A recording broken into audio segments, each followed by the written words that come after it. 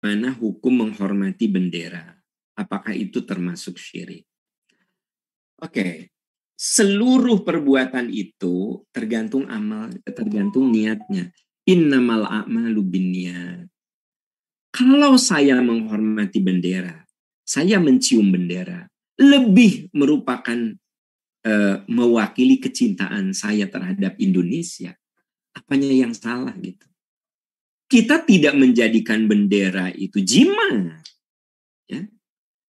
Contohlah gini teman-teman sekalian. Di rumah Anda ada kaligrafi. Di rumah Anda itu ada kaligrafi. Kaligrafi itu sebagai bentuk apa?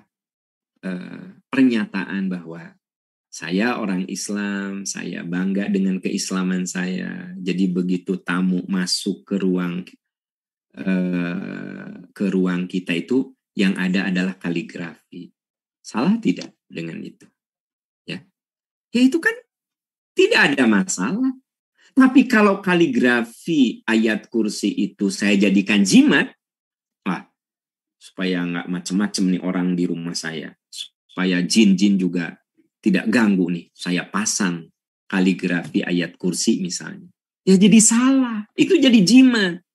Nah sekarang saya menghormat bendera, mencium bendera sebagai ekspresi cinta saya, bukan kepada benderanya, tapi kepada negeri tercinta ini. Karena walau bagaimanapun, Islam tidak melarang kita mencintai negeri.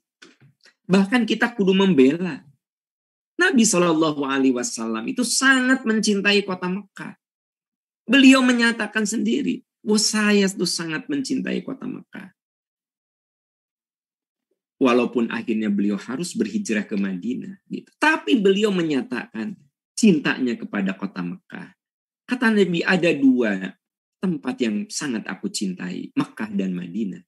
Pertanyaannya, salah nggak sih kalau saya mencintai Indonesia? Ya tentu wajib mencintai.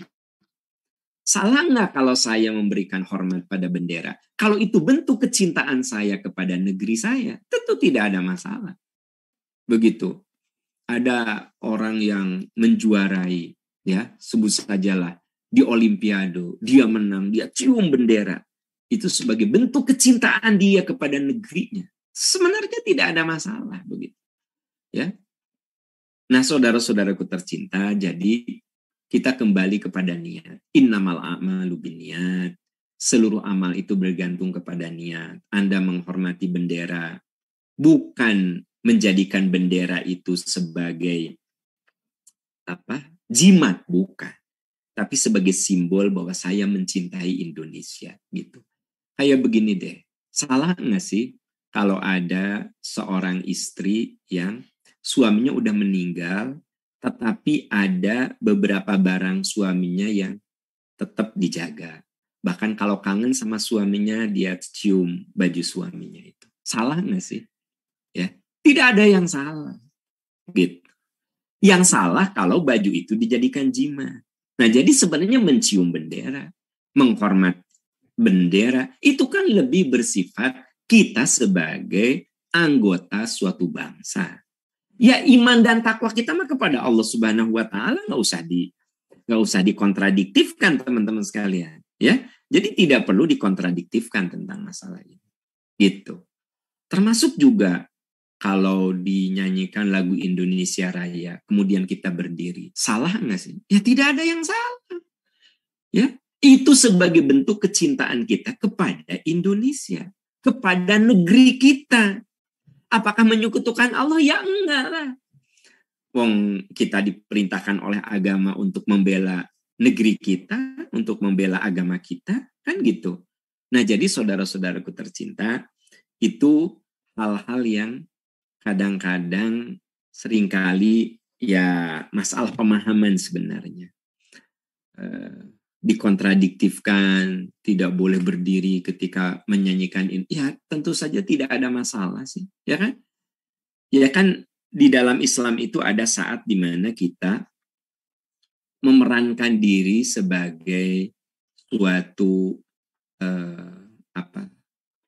kesolehan kita itu ada yang disebut dengan kesolehan sosial. Nah, kesolehan sosial itu adalah bagaimana kita berkontribusi untuk kehidupan sosial gitu. Jadi kalau kita menyanyikan lagu Indonesia Raya, kemudian tadinya duduk kita berdiri, ya kan gitu. Itu tidak ada masalah, ada yang menitikkan air mata. Tidak ada masalah. Karena bukan menuhankan Indonesia, tapi menjadikan Indonesia sebagai sarana untuk beramal soleh.